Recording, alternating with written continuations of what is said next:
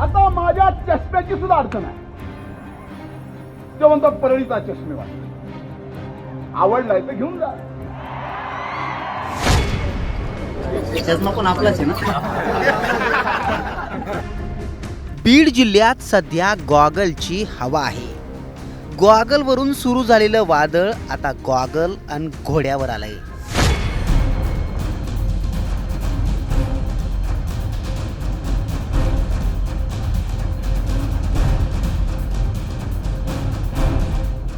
OBC Elgar मेळाव्यातून मुंडेंनी हाच चष्मा दाखवत जरांगेंना अप्रत्यक्ष टोला लगावला आणि त्याच्या दुसऱ्याच दिवशी पाटलांनी हा स्वॅग दाखवला.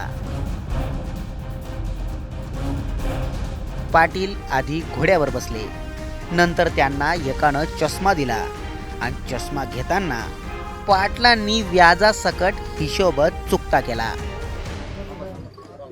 चष्मा पण आपलाच आहे ना. चष्मा पण आपलाच आहे ना.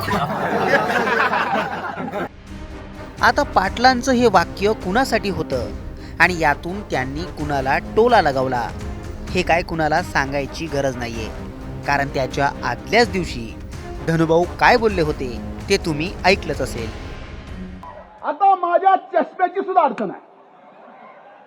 ते म्हणतात परळीचा चष्मेवाला. आवडलाय तर घेऊन जा.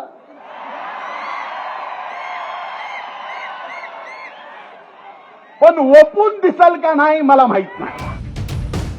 चष्म्याचं ठीक आहे हो, पण या सगळ्यात पाटलांनी घोड्याला मध्ये कुठून आणलं असावं आणि कधी नव्हे ते पाटलांनी घोडेस्वारी का केली असावी देव जाणे.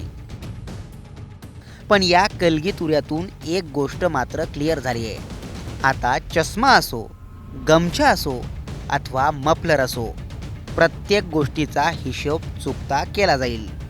कारण आजवर एकमेकांवर अप्रत्यक्ष बोलणारे दोन्ही नेते आता एकमेकांवर उघड टीका करतायत.